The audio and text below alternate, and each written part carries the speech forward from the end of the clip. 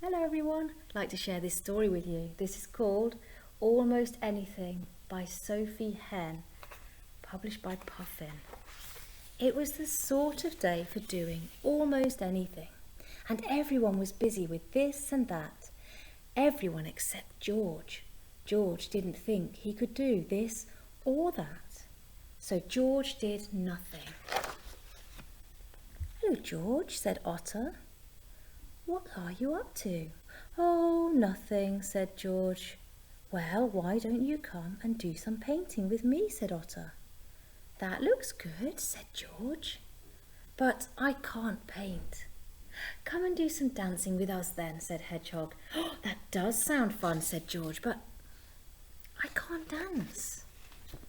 Then Badger asked George if he might like to play Skittles.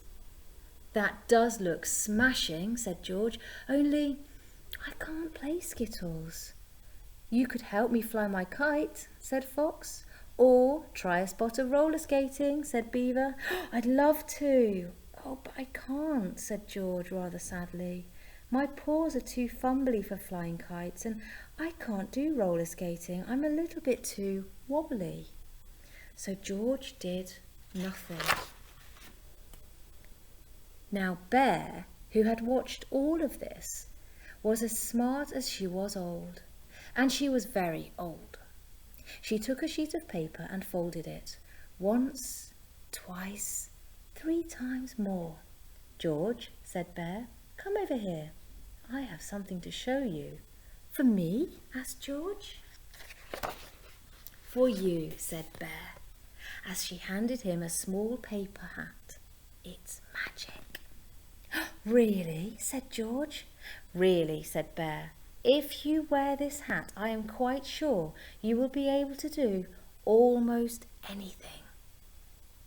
Even roller skating." "But Bear, I can't." "You can, George," said Bear. "Just pop the hat on." So George did pop the hat on and the roller skates, and off he went.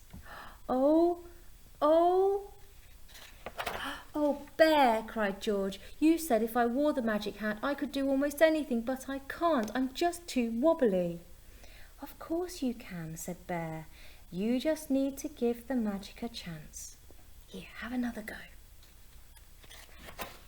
So George gave the magic a chance, and he had another go. "Hooray! The magic hat is working," said George. "I wonder what else it can do." George dared to try a little dancing. And in no time at all, he found that his footwork was quite fancy indeed. "Well, how about that?" said George. "I can dance." George leapt and twirled and jigged until his feet felt weary. And then he tried a spot of painting. "Hurrah!" said George. "I can paint." And after that, George thought he might try a bit of reading. "Look, Bear, look at me. I'm reading," said George. "Oh, thank you, Bear. I love my hat. It's magic."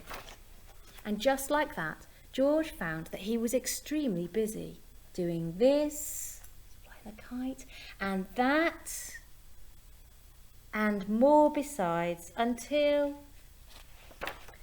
"No!" cried George. "Oh, Bear, the hat is lost. The magic is gone. And now I can't do almost anything." "Don't worry," said Bear. "The hat may be lost, but the magic isn't gone. You see, George, that hat was only folded up paper.